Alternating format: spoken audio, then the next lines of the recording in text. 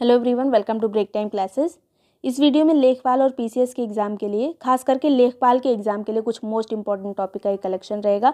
और ये सभी नोट्स वगैरह जितने भी हैं पीसीएस के लिए भी इंपॉर्टेंट है, लेकिन ज़्यादा जो है इससे क्वेश्चन लेखपाल में पूछे जाते हैं, मतलब यही सब टॉपिक रहते हैं। तो ये सभी नोट्स आपको जो यूपी पीसीएस और लेखपाल वाला ग्रुप है उसमें मिल जाएगा। ज्वाइन करने के लिए नंबर दिया हुआ है, ये व्हाट्सएप नंबर है 6375412344।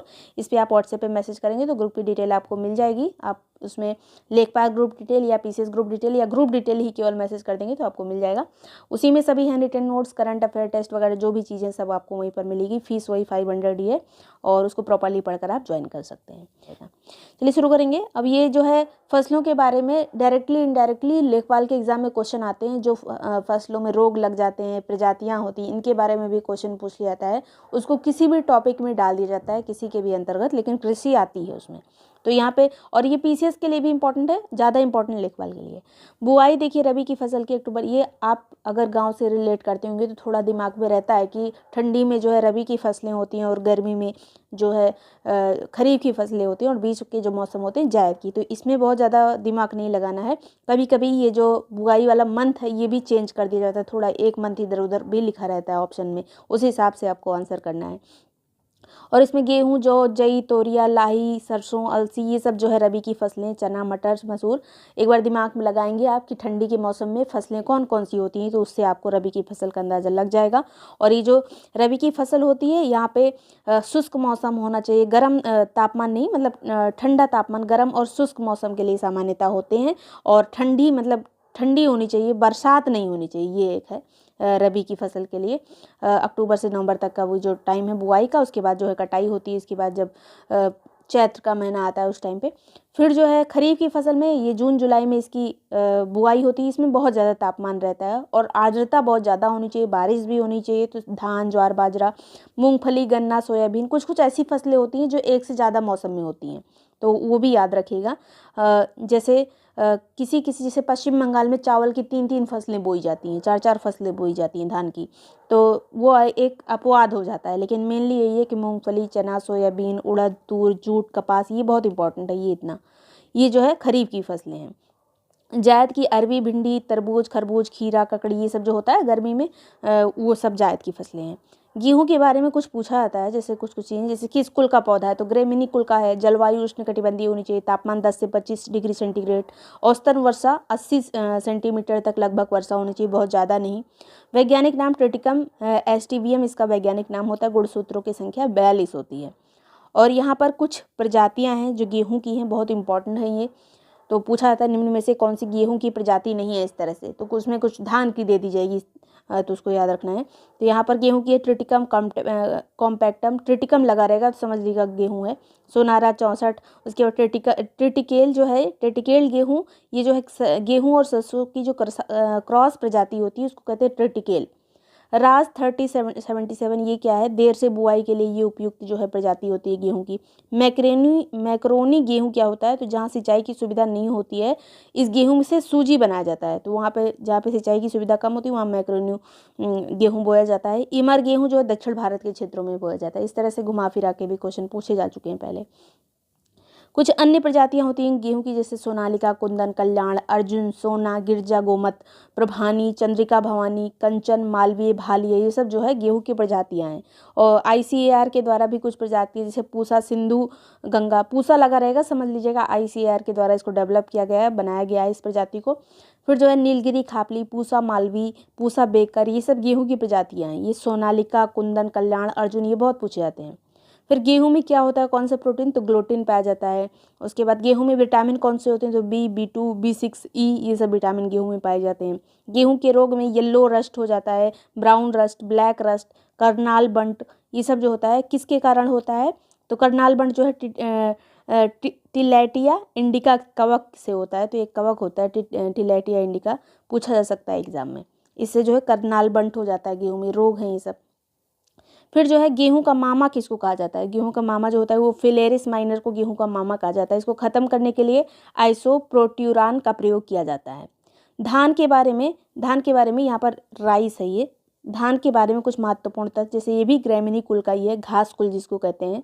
वैज्ञानिक नाम जो है ये जो है ओराइजा सटाइवा इसका जो है वैज्ञानिक नाम है। जलवायु जो है उष्णकटिबंधीय होनी चाहिए। तापमान जो है 24 से 25 डिग्री सेंटीग्रेड ज़्यादा तापमान होगा, वर्षा भी ज़्यादा होगी, 150 से 200 सेंटीमीटर इसमें वर्षा होनी चाहिए। नाइट्रोजन, फास्फोरस और पोटेशियम की आवश्यकता होती है इसमें। जैव उर्वरक के रूप में, जैसे धान का खेत जहाँ पे भी होता है वहाँ पानी भरा होता है, तो उसमें एजोला और नीर हरी शैवाल ये सब उसमें होते हैं। तो धान का खेत भी, अगर कभी कभी एग्जाम में पूछा जाता है कि धान के खेत से क्या मेथेन गैस निकलती है, तो हाँ निकलती है। तो ये सब चीज़ें भी होती हैं, अगर घुमा फिरा क्वेश्चन पूछा गया तो। जहाँ पे भी पानी भरा होता है, दलदली एरिया होता है, वहाँ मेथेन होती है।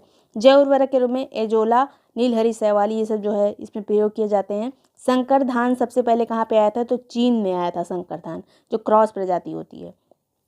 धान उत्पादन की कुछ विधियाँ होती है, जैसे दापोग विधि जो है ये जापान और फिलीपींस में यूज़ की जाती है। क्वेश्चन पूछा जा चुका है दापोग विधि का संबंध कहाँ से है, तो जापान और फिलीपींस में धान उत्पादन के लिए इसका प्रयोग करते हैं, जिसमें 12 से 14 दिन में धान रोपण किया जाता है। रोपाई विधि, जिसमें पानी भरकर उसको लगाया जाता है धान के पौधे को।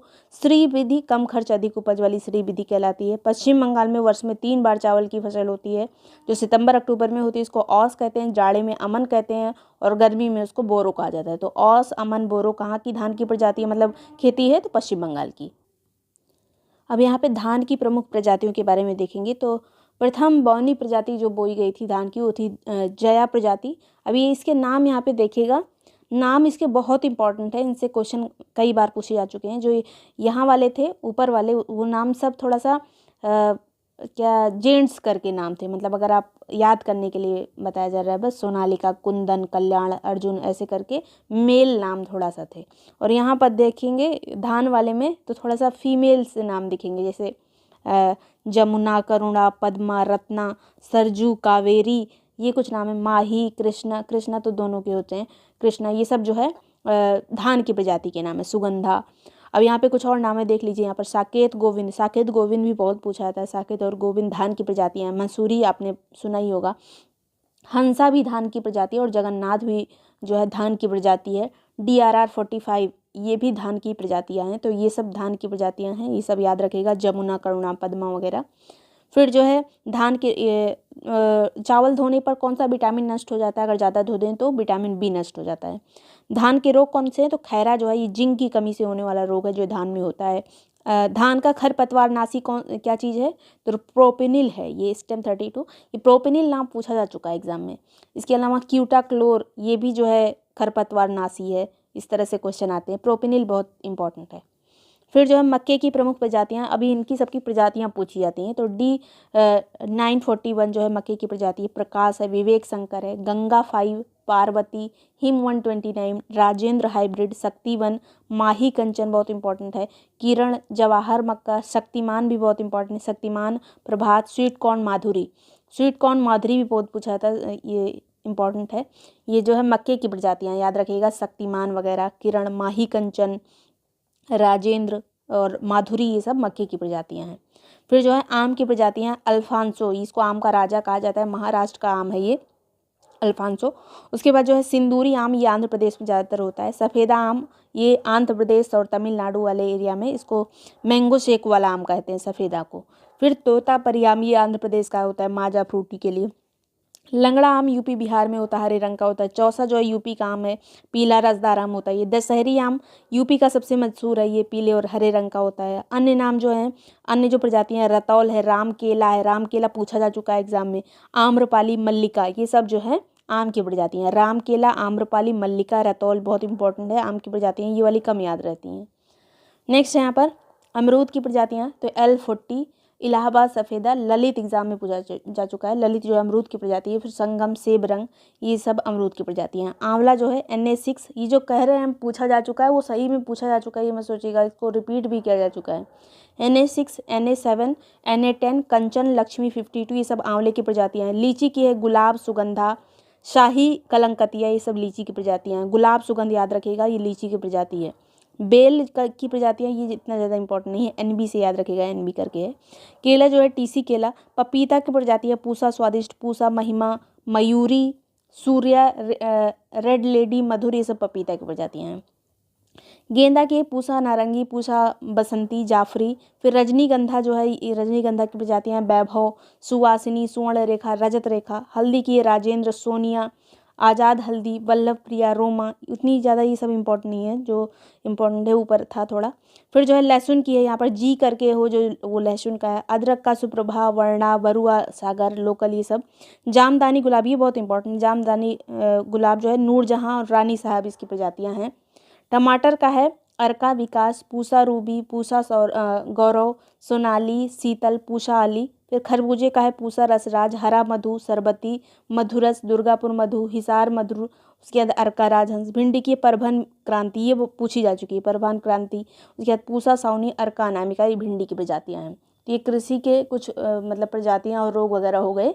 एक पंचवर्षीय योजना इसमें कवर करेंगे और ये आने वाले सभी एग्जाम के लिए इंपॉर्टेंट होगा और इस टॉपिक से जितने भी क्वेश्चन बनते हैं वो सब इसी वीडियो में कवर हो जाएंगे। यहाँ पर सबसे पहले प्रारंभिक कदम जो पंचवर्षीय योजना के लिए उठाए गए थे, तो सबसे पहले 1934 में प्लान्ड इकोनॉमी फॉर इंडिया एक ये आया था, एक रिपोर्ट आई थी प्लान्ड इकोनॉमी फॉर इंडिया। ये एक पुस्तक थी विश्वेश्वरैया जी की और इसमें 10 वर्ष का प्लान दिया गया था। तो ये पंचवर्षीय योजनाओं के पहले क्या क्या चीज़ें हुई थी, ये चीज़ इसमें दिया हुआ है। 1934 में प्लान्ड इकोनॉमी फॉर इंडिया आया था विश्वेश्वरैया के द्वारा, जो कि एक 10 साल का प्लान था। अब यूपी पीसीएस में जो है सारे ये जितने भी चीज़ दी है, जैसे ये पुस्तक किसकी है या फिर ये कितने साल का प्लान था, कब आया था, ये सब स्टेटमेंट वाइज बन सकता है। आरओ में भी अब स्टेटमेंट वाइज क्वेश्चन पूछे जाते हैं।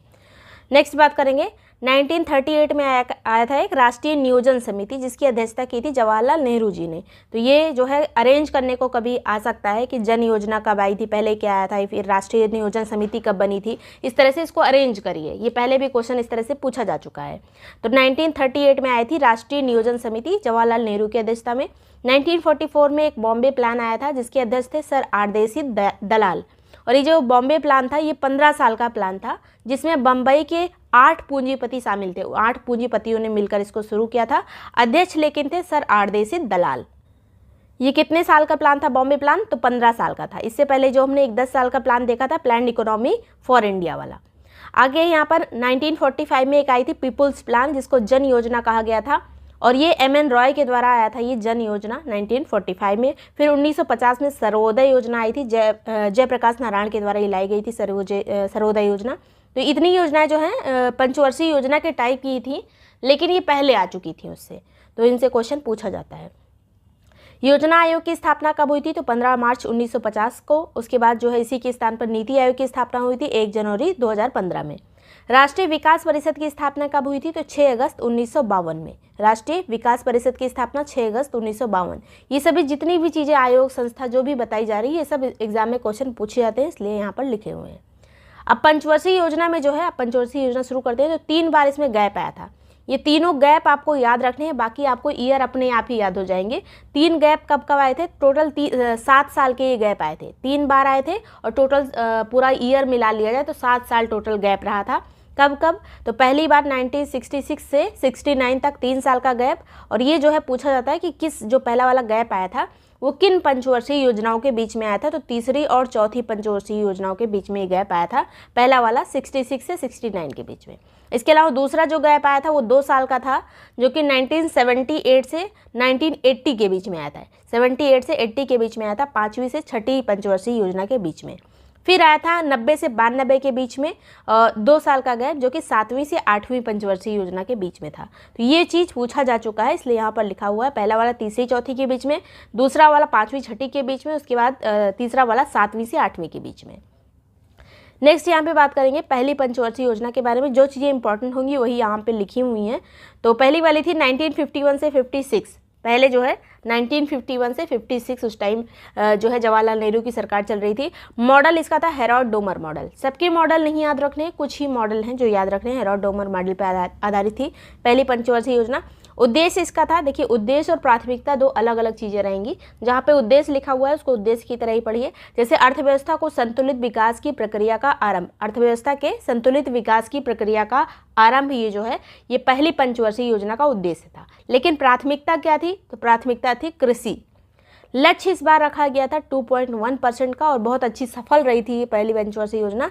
3.6 का हमें जो है प्राप्त हुआ था, टोटल जो अचीवमेंट हमें प्राप्त हुई थी। लक्ष्य 2.1% का था लेकिन प्राप्ति हुई थी 3.6% की। और इसमें जो है राष्ट्रीय आय में भी वृद्धि हुई थी 18%, इसके अलावा प्रति व्यक्ति आय में भी हुई थी 11%। तो ये कुछ पहली वाली है इसलिए थोड़ा ज़्यादा फैक्ट है इसमें। सामुदायिक विकास कार्यक्रम इसी टाइम पे शुरू हुए थे 1952 में। जो चीज़ें जिस पंचवर्षीय योजना के दौरान शुरू हुई थी अगर वो इंपॉर्टेंट है तो यहाँ पर लिखी हुई हैं। सामुदायिक विकास कार्यक्रम 1952 में शुरू हुआ था पहली पंचवर्षीय योजना के दौरान। 3 सिंचाई परियोजनाएं शुरू हुई थी, भाखड़ा नांगल, ब्यास परियोजना और दामोदर नदी घाटी परियोजना। ये तीनों जो है पहली पंचवर्षीय योजना के दौरान शुरू हुई थी। कृषि विकास के लिए भी ये लाभकारी सिद्ध हुई। नेक्स्ट बात करेंगे, द्वितीय पंचवर्षीय योजना 56 से 61 तक थी। 56 से 61 मॉडल था पीसी महल नोबिस मॉडल। उद्देश्य इसका था समाजवादी समाज की स्थापना करना। समाजवादी समाज की स्थापना करना, देखिए इसमें समाजवादी शब्द आ गया है तो द्वितीय पंचवर्षीय योजना में इसका प्रयोग किया गया है इस शब्द का। ये समाजवादी शब्द वगैरह जहाँ पे जुड़ते हैं वो अक्सर एग्जाम में पूछ लिया जाता है घुमा फिरा के। प्राथमिकता इसमें क्या थी, तो भारी उद्योग और खनिज इसमें प्राथमिकता थी। पहले वाले में कृषि को प्राथमिकता दी गई, दूसरे वाले में उद्योगों को प्राथमिकता दी गई। और यहाँ पर उद्योग की बात करें तो 3 प्रमुख कारखाने स्थापित किए गए थे। पहला वाला था दुर्गापुर में, पश्चिम बंगाल में है दुर्गापुर।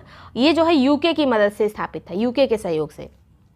अब ये क्वेश्चन पूछा जा चुका है कि दुर्गापुर वाला मैचिंग में करिए, यूके से मतलब यूके से सहयोग से बना था या फिर भिलाई वाला किसके सहयोग से बना था, तो मैच करने में आता है। तो दुर्गापुर वाला जो है यूके के सहयोग से, भिलाई जो है छत्तीसगढ़ में है, यहाँ पे जो कारखाना लगा था वो यूएसएसआर के सहयोग से बना था जो रशिया है वर्तमान में। इसके अलावा जो राउरकेला था ये उड़ीसा में है राउरकेला, यहाँ पे जो कारखाना लगा था वो जर्मनी के सहयोग से लगा था। तो 3 प्रमुख कारखाने लगे थे, दुर्गापुर, भिलाई और राउरकेला। किस राज्य में है ये भी इंपॉर्टेंट है और किसके सहयोग से लगे हैं ये भी इंपॉर्टेंट है। नेक्स्ट बात करेंगे, तृतीय पंचवर्षीय योजना की 1961 से 66 तक थी ये। उद्देश्य इसका था अर्थव्यवस्था को स्वतः और आत्मनिर्भर बनाना, स्वतः स्फूर्त और आत्मनिर्भर बनाना इसका जो है उद्देश्य था तृतीय पंचवर्षीय योजना का। प्राथमिकता इसमें कृषि और उद्योग दोनों आ जाएगा। अभी तक पहले में कृषि था, दूसरे में उद्योग था, तीसरे में आ गया कृषि और उद्योग दोनों। और इसमें एक बहुत अच्छी चीज़ जो हुई थी 1964 में बोकारो वाला जो आयरन और स्टील इंडस्ट्री की स्थापना यहाँ पर की गई थी। बोकारो झारखंड में है और यूएसएसआर की मदद से इसकी स्थापना की गई थी 1964 में। तीसरी पंचवर्षीय योजना के दौरान इसकी जो है बोकारो आयरन स्टील इंडस्ट्री की स्थापना की गई थी झारखंड में। ये जो तीसरी वाली पंचवर्षीय योजना थी इसी के बाद जो है योजना अवकाश आ जाता है, लेकिन इसके पहले जो है हरित क्रांति आ चुकी है एमएस स्वामीनाथन के द्वारा 1966 से 67 के बीच में। ये जो है हरित क्रांति वाला टाइम है 66-67। ये जो वित्तीय वर्ष कहा जाता है, जब एग्जाम में आता है तो उसमें 66 कभी लिखा रहता है, कभी 67 लिखा रहता है। जिस हिसाब के से आपका जो ऑप्शन होगा उसी हिसाब से आंसर देना होता है। नेक्स्ट बात करेंगे, अब ये हरित क्रांति जो भारत वाली है एमएस स्वामीनाथन के द्वारा शुरू की गई थी और विश्व में हरित क्रांति की शुरुआत किसने की थी, तो नॉर्मन बोरलॉग ने की थी, जिसके लिए उनको शांति का नोबेल पुरस्कार भी दिया गया था। योजना अवकाश अब आ जाता है पहला वाला 1966 से 69। 3 साल की वार्षिक योजनाएं इस दौरान आई थी, एक साल की योजनाएं। और इसमें जो है कृषि पर फोकस किया गया था जो 3 साल की योजनाएं थी, और संबद्ध क्षेत्र, कृषि और संबद्ध क्षेत्र, इसके अलावा उद्योगों पर भी इसमें बल दिया गया था। फिर आता है यहाँ पर, बस इतना याद रखना है कि योजना अवकाश जो पहला वाला था 66 से 69 तक था और तीसरी पंचवर्षीय योजना के बाद आया था। फिर आती है चौथी पंचवर्षीय योजना जो कि 1969 से 74 तक चली थी। DR गाडगिल मॉडल पर ये आधारित थी या फिर इसको गाडगिल फार्मूला भी कहा जाता है। इसका उद्देश्य क्या था, तो उद्देश्य था स्थायित्व के साथ विकास तथा आर्थिक आत्मनिर्भरता की प्राप्ति। स्थायित्व के साथ विकास और आर्थिक आत्मनिर्भरता की प्राप्ति, ये आर्थिक आत्मनिर्भरता शब्द याद रखिएगा, चौथी पंचवर्षीय योजना से जुड़ा हुआ है। फिर विशेषता इसकी थी समाजवादी समाज की स्थापना करना। यहाँ पर 2 चीज़ इंपॉर्टेंट हो जाती है। उद्देश्य में आर्थिक आत्मनिर्भरता की बात की गई है चौथी पंचवर्षीय योजना में, और विशेषता इसकी है समाजवादी समाज की स्थापना। इसी में परिवार नियोजन कार्यक्रम लागू हुए थे चौथी पंचवर्षीय योजना के दौरान। विकास केंद्र उपागम की शुरुआत की गई थी। ऑपरेशन फ्लड सबसे ज़्यादा इंपॉर्टेंट जो है, ऑपरेशन फ्लड यानी जो डेयरी विकास, दुग्ध विकास से संबंधित जो योजना शुरू हुई थी वो चौथी पंचवर्षीय योजना के दौरान शुरू हुई थी, ऑपरेशन फ्लड। फिर आती है 5वीं पंचवर्षीय योजना 1974 से 78 तक। उद्देश्य इसका था गरीबी उन्मूलन और आत्मनिर्भरता। सबसे ज़्यादा इंपॉर्टेंट इसमें गरीबी उन्मूलन, यही पूछा जाता है कि 5वीं पंचवर्षीय योजना में किस पंचवर्षीय योजना में गरीबी उन्मूलन की बात की गई है, तो 5वीं में। प्राथमिकता थी इसकी आर्थिक स्थायित्व और इसी दौरान 5वीं पंचवर्षीय योजना के दौरान 20 सूत्री कार्यक्रम की शुरुआत हुई, न्यूनतम आवश्यकता कार्यक्रम की शुरुआत हुई, काम के बदले अनाज कार्यक्रम की शुरुआत हुई और इसके बाद जो है ये 5वीं पंचवर्षीय योजना जो है जनता पार्टी की सरकार के द्वारा समाप्त कर दी गई। जनता पार्टी सरकार ने बीच में ही जो 5 साल के पहले ही 5वीं पंचवर्षीय योजना समाप्त हो गई थी। तो ये जो है केवल 4 साल चली थी 5वीं पंचवर्षीय योजना। इसके बाद अनवरत योजना आ गई थी जनता पार्टी की सरकार के द्वारा 1978 से 80 2 साल के लिए। मोरारजी देसाई की सरकार थी, लकड़ावाला के सहयोग से शुरू की गई थी, अर्थशास्त्री थे ये लकड़ावाला। उच्च मूल्य की मुद्राओं की वैधता समाप्त कर दी गई इसी के दौरान। फिर शराबबंदी की गई, जन वितरण प्रणाली का विस्तार किया गया और सार्वजनिक बीमा योजना की शुरुआत की गई। ये सब अनवरत योजना के दौरान था, इसको अनवरत योजना कहा गया है। साल साल भर की ये योजनाएं हुआ करती थी। और इसमें जो है अनवरत योजना किसकी सरकार में आई थी, ये मोरारजी देसाई की सरकार, याद रखिएगा, लकड़ावाला के सहयोग से। उच्च मुद्रा को है बैन कर दिया गया, शराबबंदी यहाँ पर की गई, जन वितरण प्रणाली का विस्तार किया गया, सार्वजनिक बीमा योजना की शुरुआत की गई। और ये जो अनवरत योजना है इसका प्रतिपादन किसने किया था, एशियन ड्रामा में किया गया है। कि एशियन ड्रामा लिखा था गुरनाल मिल्डर ने, तो उसमें इसका प्रतिपादन किया गया था। नेक्स्ट बात करिए यहाँ पे करेंगे, गुरनाल मिल्डर नाम याद रखिएगा, एशियन ड्रामा से संबंधित है, मैचिंग वगैरह में आ जाता है। 6वीं पंचवर्षीय योजना 80 से 85 तक चली थी। उद्देश्य इसका था गरीबी उन्मूलन और रोजगार में वृद्धि। देखिए जो ये गरीबी उन्मूलन शब्द है ये जो है 5वीं पंचवर्षीय योजना में भी आया है और 6वीं पंचवर्षीय योजना में भी आया है, क्योंकि जब कांग्रेस की सरकार आई थी बीच में, जब जनता पार्टी की सरकार आई थी उससे पहले भी गरीबी उन्मूलन की बात की जा रही थी 5वीं पंचवर्षीय योजना में, तो 6वीं में भी गरीबी उन्मूलन ही आ गया है। ये कांग्रेस की यहाँ पे भी गवर्नमेंट फिर से बन गई थी। फिर 7वीं पंचवर्षीय योजना जो है 1985 से 90 तक चली थी। जॉन मिलर मॉडल पर आधारित थी, जॉन मिलर मॉडल पर। ये मॉडल बस याद रखिएगा 7वीं पंचवर्षीय योजना में। और 2 साल का इसमें गैप दिया गया था। इसके बाद 90 से 92 तक ये गैप रहा था। उस टाइम पे आर्थिक स्थिति थोड़ा ठीक नहीं चल रही थी, मंदी आ गई थी, वैश्विक मंदी चल रही थी। इसके अलावा राजनीति में भी स्थिरता नहीं आई थी, इसलिए 2 साल का गैप था। फिर 8वीं पंचवर्षीय योजना आई थी 92 से 93। उद्देश्य था मानव संसाधन का विकास। ये केवल इसमें जो है केवल उद्देश्य ही पूछा जाता है। यहाँ पे मानव संसाधन की बात किस पंचवर्षीय योजना में की गई, तो 8वीं में। फिर आती है 9वीं पंचवर्षीय योजना 97 से 2002। उद्देश्य इसका था न्यायपूर्ण वितरण और समानता के साथ विकास। न्यायपूर्ण वितरण और समानता के साथ विकास की यहाँ पर बात की गई है। पहली बार मानव संसाधन की बात किस पंचवर्षीय योजना में की गई थी, तो 8वीं में। ये पूछा जा चुका है इसलिए मैंने रिपीट किया है। फिर आता है 10वीं पंचवर्षीय योजना सन 2002 से 2007। देश में गरीबी बेरोजगारी की समाप्त करना, 10 वर्षों में प्रति व्यक्ति आय दुगुनी करना इसका उद्देश्य था 10वीं पंचवर्षीय योजना का 2002 से 2007 तक। फिर आती है 11वीं, ये 10वीं 11वीं 12वीं उतनी ज़्यादा इंपॉर्टेंट नहीं है, फिर भी हमें देखना है।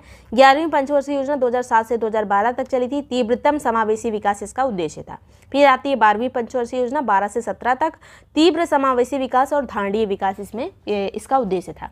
तीव्र समावेशी विकास इसमें भी था और तीव्र अधिक समावेशी और धारणीय विकास 12वीं में हो गया।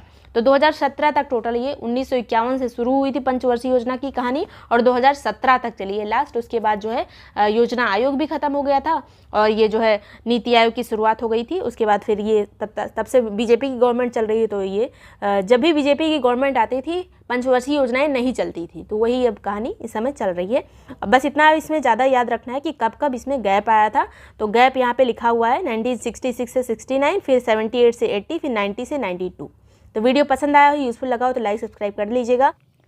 पंचायती राज के बारे में तो इतिहास में सर्वप्रथम जो स्थानीय शासन की बात की गई थी उसी से ये पंचायती राज जनरेट हुआ है। तो ये चोल काल में स्थानीय शासन की बात की गई थी सबसे पहली बार। और भारत में स्थानीय स्वशासन का जनक किसको कहा जाता है, तो लॉर्ड रिपन को कहा जाता है। 1882 में एक संकल्प पारित करके पंचायती राज वाला कॉन्सेप्ट आया था रिपन के टाइम पे। और स्थानीय स्वशासन यानी पंचायती राज का मूल उद्देश्य क्या होता है, तो जन भागीदारी सुनिश्चित करना और लोकतांत्रिक विकेंद्रीकरण। ये सीधे सीधे क्वेश्चन पीसीएस में पूछा जा चुका है कि पंचायती राज का मतलब क्या होता है, लोकतांत्रिक विकेंद्रीकरण। मतलब उसको एक मतलब जो सत्ता होती है वो किसी एक के पास ना मतलब रहे, वो स्कैटर रहे पूरा। नेक्स्ट है यहाँ पर पंचायती राज के विकास में मील के पत्थर क्या क्या साबित हुए। जो स्टार्टिंग में कुछ कुछ पॉइंट्स हैं जो इंपॉर्टेंट है पंचायती राज लागू होने के पहले। 1940 मतलब ये सब आज़ादी के बाद की बात चल रही है। 1948 से 49 के बीच में संविधान सभा में पंचायती राज की भूमिका पर चर्चा हुई। फिर 1950 में जब संविधान लागू हुआ तो संविधान के अनुच्छेद 40 में स्वशासन इकाइयों की स्थापना के निर्देश दिए गए। किस अनुच्छेद में, 40 में। और ये किस में आता है? अनुच्छेद 40 नीति निर्देशक जो तत्व हैं उसमें आता है। ये सभी अनुच्छेद पढ़ लीजिएगा 51 तक जितने भी हैं वो, और उसके बाद भी इंपॉर्टेंट बचते हैं पीसीएस वगैरह में राज्यपाल, उपराष्ट्रपति। अब जैसे उपराष्ट्रपति जगदीप धनखड़ ने जो इस्तीफा दिया था उसके बाद से ये आर्टिकल्स बहुत इंपॉर्टेंट रहेंगे उपराष्ट्रपति वाले। नेक्स्ट यहाँ पर 1952 में सामुदायिक विकास कार्यक्रम ये चालू हुआ था, ये भी इम्पोर्टेंट है। और ये 1953 में राष्ट्रीय विस्तार सेवा शुरू हुआ। इन दोनों की जांच के लिए एक समिति बनी थी 1957 में जिसका नाम था बलवंत राय मेहता कमेटी। अब ये कमेटी बहुत इंपॉर्टेंट है क्योंकि इसी ने सबसे पहले लोकतांत्रिक विकेंद्रीकरण पर चर्चा की थी और यही पहली समिति थी जिसने लोकतांत्रिक विकेंद्रीकरण पर बनी हुई ये पहली समिति थी 1957 में। इसने 3 स्तर पर पंचायत की चर्चा की: ग्राम पंचायत, पंचायत समिति और जिला परिषद। ग्राम स्तर पर ग्राम पंचायत, ब्लॉक स्तर पर पंचायत समिति और जिला स्तर पर जिला परिषद। और इसने कहा था कि ग्राम पंचायत का चुनाव जो है प्रत्यक्ष होगा और बाकी दोनों का अप्रत्यक्ष चुनाव होगा। फिर 2 अक्टूबर 1959 में इसको मतलब टेस्ट करने के लिए राजस्थान के नागौर जिले में सबसे पहले पंचायती राज का प्रयोग किया गया जवाहरलाल नेहरू के द्वारा।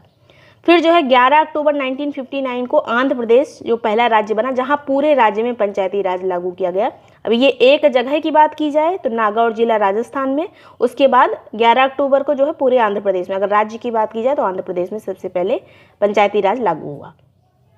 फिर जो है अशोक मेहता एक कमेटी बनी, ये भी पंचायत से ही संबंधित थी। जितनी भी समितियां हैं पीसीएस वाले ग्रुप में सारी, चाहे वो पंचायत से रिलेटेड हो चाहे वो मतलब जितनी भी तरह की इलेक्शन से संबंधित समिति, पूरा जो पॉलिटी वाला वो है उसमें लास्ट में दी हुई है। समिति रिवाइज करके जाइएगा, पीसीएस में बहुत पूछा था। और ये तो पंचायती राज वाला पीईटी के लिए बहुत इंपॉर्टेंट है। ये जो है 1977 में आई थी। 1978 में इसने अपनी रिपोर्ट सौंपी, जनता पार्टी की सरकार उस टाइम पे थी।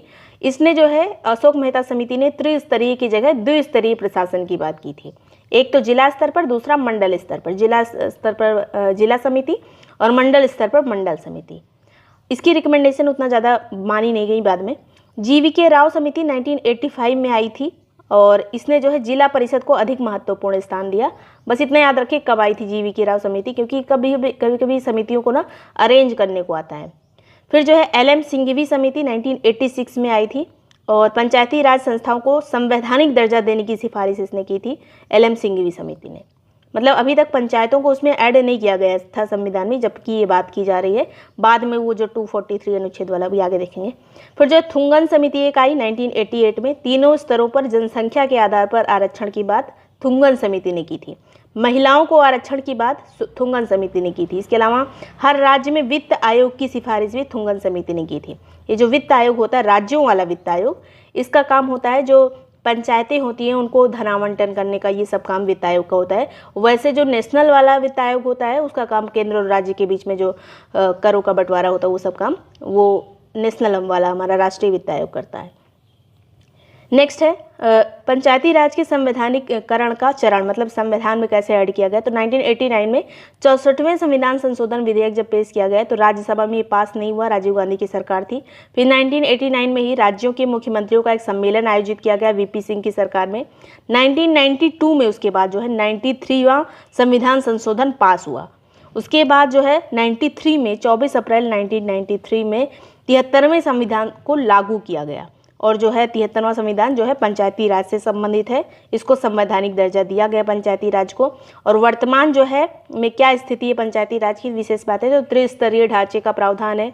ग्राम स्तर पर ग्राम पंचायत होती है, प्रखंड स्तर पर ब्लॉक स्तर पर पंचायत समिति होती है, जिला स्तर पर जिला पंचायत होती है। हर स्तर पर 1/3 स्थान महिलाओं के लिए आरक्षित है।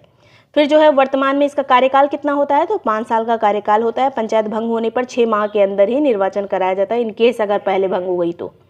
नेक्स्ट है यहाँ पर पंचायतों को राज्य की संचित निधि से अनुदान की व्यवस्था है, मतलब संचित निधि से अनुदान होता है। 73वें संविधान संशोधन के बाद सबसे पहले पंचायती राज अधिनियम मध्य प्रदेश में लागू हुआ था। ये तब की बात है जब उसको संवैधानिक दर्जा दे दिया गया। संवैधानिक दर्जा जब दे दिया गया उसके बाद जो है पहली बार जो मध्य प्रदेश में लागू हुआ था ये वाला संविधान संशोधन। और वैसे तो राजस्थान में, उसके बाद आंध्र प्रदेश में। नेक्स्ट है पंचायत सदस्य निर्वाचित होने की न्यूनतम आयु कितनी होती है, तो 21 वर्ष होती है। ये सब जो है नए उसमें लिख के पीसेस वाले ग्रुप में डाला गया है। आप उसमें पंचायती राज सर्च करेंगे या पॉलिटी वाले नोट्स को खोलेंगे तो उसमें मिल जाएगा। ग्राम सभा सदस्यों, मतदाता सूची में शामिल होने वाले सभी सदस्य, ग्राम सभा में कौन कौन सदस्य आते हैं ये क्वेश्चन पूछा जा चुका है पहले। तो ग्राम सभा के सदस्य वो होते हैं जो मतदाता सूची की लिस्ट में होते हैं। तो ये एक क्वेश्चन पूछा जा चुका है पहले। पंचायती राज किस भाग में आता है, तो भाग 9 में आता है, अनुसूची 11 में आता है। इसके लिए अनुच्छेद जो है जब संविधान में ऐड किया गया इसको, तो 243 से 243O तक है इसके अनुच्छेद। अब इम्पॉर्टेंट अनुच्छेद यहाँ लिखे हुए हैं, जैसे 243 में जो है इसकी परिभाषा है, 243A में ग्राम सभा के बारे में है, 43B में 243B में पंचायतों का संविधान के बारे में है, C में पंचायतों के गठन के बारे में, D बहुत इंपॉर्टेंट है सीटों के आरक्षण के बारे में। किसी भी अगर कहीं पे भी आरक्षण की बात कर दी जाए, पंचायतों से संबंधित आरक्षण की बात, चाहे महिलाओं की चाहे वैसे, तो ये D में आएगा। फिर E की में जो है पंचायतों का कार्यकाल है, F में पंचायत की सदस्यता से योग्यता के बारे में, I भी बहुत इंपॉर्टेंट है, K भी बहुत इंपॉर्टेंट है। यहाँ पर D, I और K बहुत इंपॉर्टेंट है। I में क्या है, राज्य वित्त आयोग के बारे में, K है राज्य निर्वाचन आयोग के बारे में। राज्य निर्वाचन आयोग का काम केवल स्थानीय स्वशासन से संबंधित है, वैसे राष्ट्रीय निर्वाचन आयोग जो होता है वो बाकी के सारे इलेक्शंस देखता है, राष्ट्रपति, उपराष्ट्रपति, चाहे केंद्र का, लोकसभा का, राज्यसभा का, ये जो राज्यों की विधानसभाओं का भी इलेक्शन जो है वो नेशनल वाला निर्वाचन आयोग देखता है। राज्य निर्वाचन आयोग केवल स्थानीय स्वशासन जो है, मतलब स्थानीय स्तर पर जो चुनाव होते हैं पंचायत के, नगर पालिका के, वो सब राज्य निर्वाचन आयोग देखता है। नेक्स्ट यहाँ पर कुछ इंपॉर्टेंट क्वेश्चन लिखे हुए हैं जो इसी से संबंधित है, पूरा पंचायती राज से ही संबंधित है, इसको भी देख लीजिएगा। ये नोट्स आपको जो पीसेस वाला ग्रुप है उसमें भेज दिया जाएगा। ये सब 1 लाइनर्स हैं जिसको काफ़ी टाइम लगेगा पढ़ने में। बाकी पंचायती राज पूरा पढ़ के जाइएगा क्योंकि बहुत इंपॉर्टेंट है ये, और ये पीसेस वाला नोट्स वगैरह के लिए या फिर जो भी हैंड रिटन नोट्स होते हैं उन सभी के लिए, या टेस्ट क्विज जो भी चीज़ें हैं, आप पीसेस वाला ग्रुप ज्वाइन कर सकते हैं। जो नंबर दिया है इस पर व्हाट्सएप करके ग्रुप की डिटेल ले सकते हैं, उसको प्रॉपर्ली पढ़कर ज्वाइन कर सकते हैं। उसी में सभी चीज़ें मिलती हैं, करंट अफेयर वगैरह, और लास्ट टाइम में जो पीसेस के लिए बूस्टर चलेंगे वो सब, और जो करंट अफेयर हो चुका है या होने वाला है वो सब आपको वहीं पर मिलेगा। Thank you so much watching break time classes.